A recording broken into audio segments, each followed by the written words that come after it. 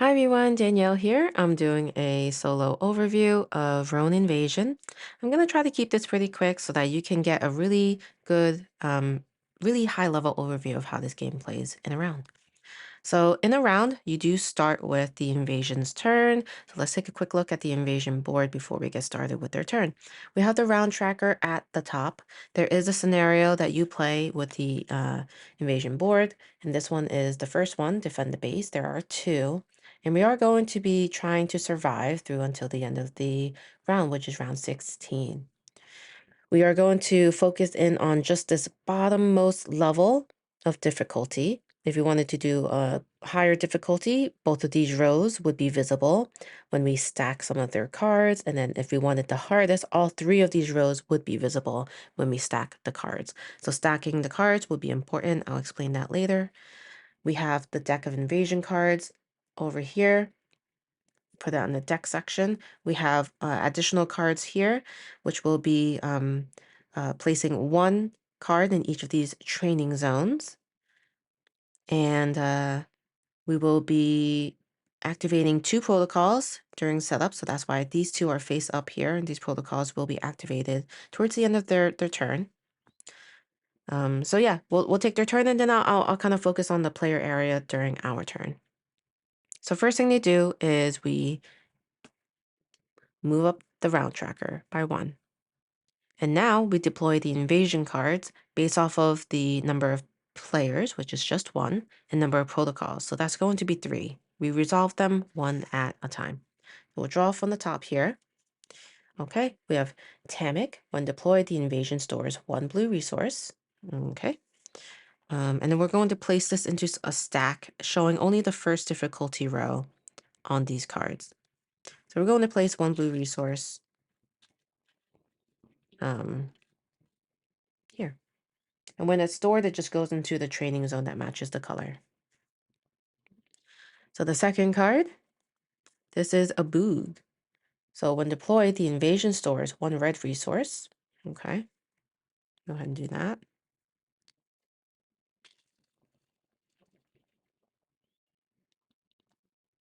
Then third card, which is the last one, we have Gauze. When deployed, the invasion recycles one card.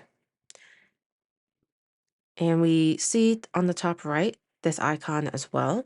That means they will store that resource as well. I'll go ahead and put it here.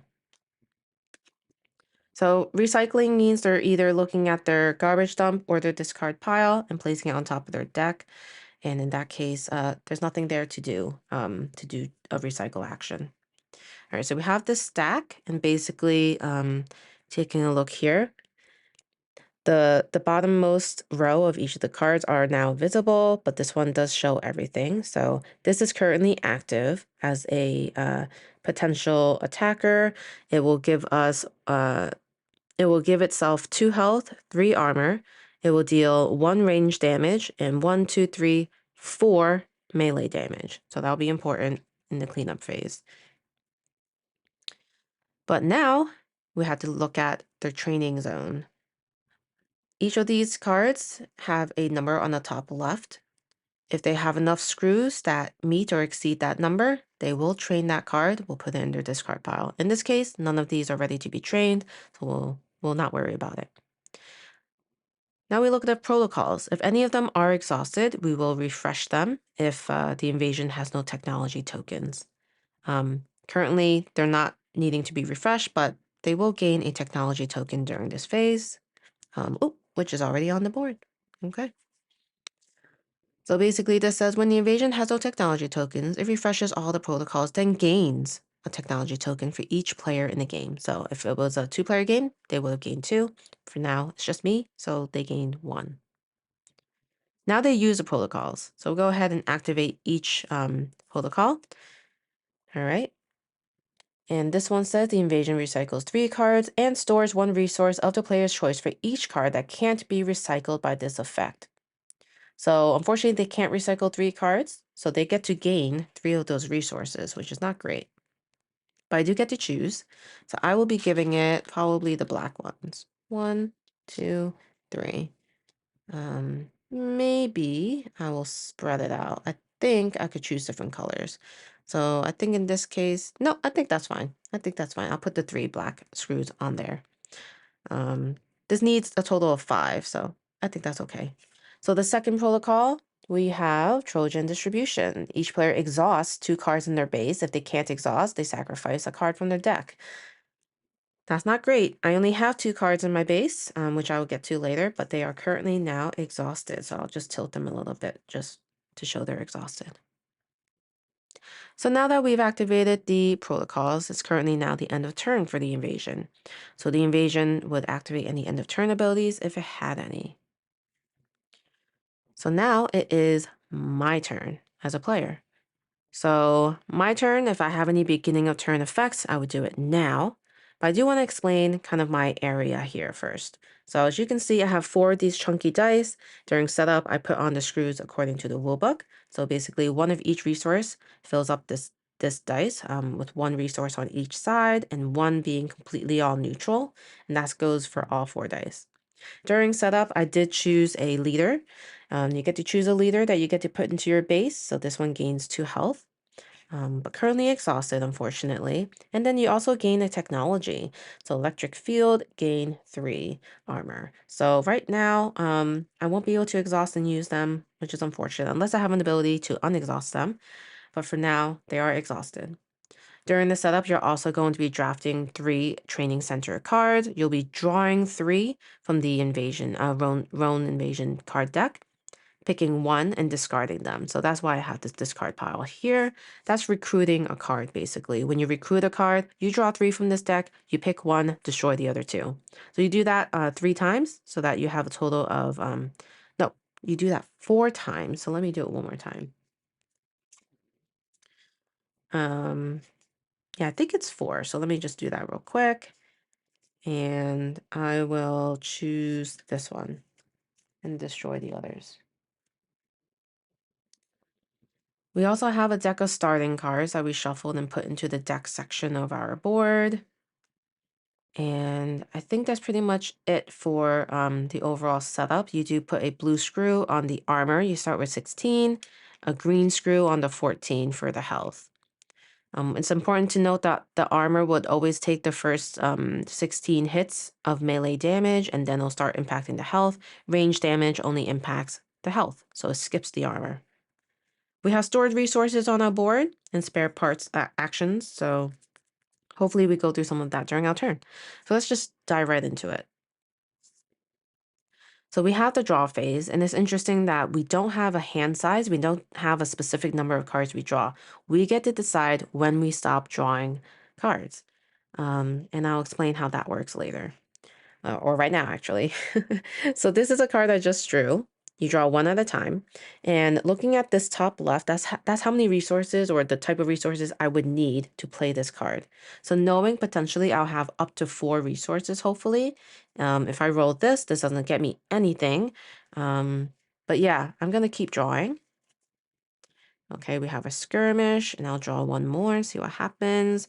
Ooh, we have a scout. I guess I'll draw 1 more and see. Okay, we have a Juggernaut. So we'll need a total of 5 resources. Um, we'll see how that goes. I'm not sure if we'll be able to roll all those, but we'll see. All right, so now that we've decided to stop drawing because I think it's getting a little bit too risky of not having enough resources to play those, I'm gonna roll my dice. All right, so it looks like we did get a total of 4 colored resources, which is awesome. So let's see. I get to decide what to play. So I think uh, I'll play this scout. So this requires a yellow resource, which I'll use. It says gain 1 yellow resource and 1 of any. So I'll go ahead and play that. I'll gain a yellow and I will put it on this. This only needs 1 to train. So all of these cards in the training center have a value on the bottom right of how many screws it needs of any color on the card to train it during the train phase. I also gain 1 additional of any. Let's see. Mm, Oh, actually, I think that's a reroll token. Sorry, that's not a yellow. That's a reroll token. So I have a reroll token. Silly me. Okay. So yeah, maybe I will still gain that as the wild or screw that I could have gained here. That's fine. Okay, so the reroll token is helpful, helps me reroll a die. And then I do have this skirmish that I could use this black on. And then I do have this red, which will be used for Araya. And unfortunately, this card I can't play, only have a blue left, and so this blue won't help me. So this will have to go into my garbage dump, which means it's not going to make it back into my deck, which is very unfortunate. So it's a pretty big balance of knowing how, what's going to impact your deck or not. But in this case, yeah, this is how I decided to play. So now I get to do some damage. So I will look at my cards here that I played and look at the left side right here. So I do a total of 3 melee damage and 1 range damage. And looking at this first card here, it has a total of 2 health. It carries out all of the stats basically with the top card. So 2 health, it has 3 armor. And so I have, yeah, the melee won't get through all of this, unfortunately. Um because of the, oh wait, it does. It only has 3 armor. So I've taken out the armor with the melee, and then the range, it would get hit with the 1 health. Yeah, not enough, unfortunately. So yeah, I won't be able to take it out with these cards. That's okay. That's just how it is. So I won't be able to deal damage to this stack, unfortunately, it looks like, with what I've got. So we'll skip to the next phase, which is using spare parts. So when you play your cards, there's icons on the bottom of them with a number of spare parts. Just so happens this one has 1 each, but the card I discarded had 2 spare parts. So unfortunately, it's in the garbage dump pile, which is not great because that's a pretty strong card. But I decided to play these cards, which give me 3 spare parts, and the spare parts can be spent in this section. So going through them, we could spend 1 to gain a screw, and we could place it on any of those training center cards. We could spend 2 to recruit a card and then place a screw on it. And then we could spend 4 to train any card from the starting card supply deck. Or we could also spend a certain number to replace a screw in one of my dice. And this is the fun part about the dice crafting. The question mark is basically 2 plus the number of technology tokens you have. So you don't want technology tokens, but I could actually spend basically 2 of my spare parts on it right now since I don't have technology tokens to replace a screw with one of my choice, and then I gain a technology token. So it gets tougher to do this. And then I could spend a certain amount of spare parts to research a new technology. So that's drawing off the top of the technology card. And the cost is basically 3 plus the number of cards in my base. So currently it would be a 5. All right. So I'm spending my 3 to actually train. So I'm going to gain a total of 3 screws. And um, I'm going to actually, I don't need to. What I'm going to do is I'll place one of them here and then spend the other 2 spare parts because I would have just spent 1 for that one to recruit a card and place 1 on it. So I'm going to draw 3, recruit a card, and pick 1 to keep. So it will be, ooh, these are huge. I think recruiting is important to me. So I will say I'm keeping this card, putting it into my training zone. And then I get to place a screw on it immediately, which is pretty neat. All right, so that was using my spare parts. Next, I get to clean out my played card zone area. So I basically put it into my discard pile in any order. And then I get to train cards. The only card I get to train is this one because I have 1 screw and that meets or equals the number on the bottom right, which is 1. So I train it. I put the screws back into the supply. And it says when you train this card, gain 2 armor and 2 health. And then it says, then destroy this card. So at least I get to buff up a little bit. So I gain 1 and then 2. 1, 2. and destroy this card. So this is now destroyed. All right.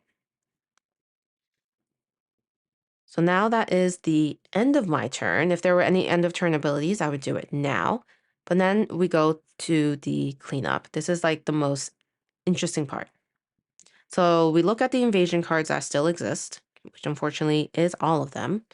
And we look at all of the ranged numbers. So this has 1. We get hit with ranged directly to the health. So now we're down to 15.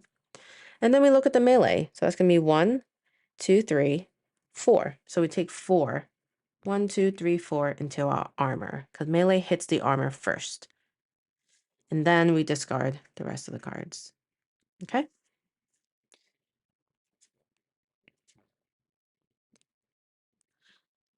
So that is a full round of RONE Invasion. I did skip some of the, intricacies. Obviously, I think I failed to mention there are player actions I could have done with certain resources on the invasion board itself. In the competitive mode, you don't get those actions, so I would, probably if I was strategizing, use them more to my advantage. And yeah, the stored resources, if you had any leftover resources to store, you could place them here. And you could do a series of actions as well that's stated on the board. All right, well, I hope you enjoyed this overview of RONE Invasion. I find this game to be very interesting. This feels like kind of a brand new type of deck building game. Of course, with the dice crafting, I didn't get to do yet. Definitely mid-game, you'd be able to do that a lot more. But overall, a very interesting game. So far, I'm really enjoying it. Let me know what your thoughts are. Did you back this game? I did end up backing it in October 2022 and got it now in February 2025. So it did take a bit for it to fulfill, but I'm very happy with how it turned out. All right, I'm going to stop rambling here. If you're not already subscribed, please consider subscribing. A like or a comment also helps me as well. So any of that would be appreciated. And in the meantime, I hope you're doing well, staying healthy, and thanks for watching. Bye.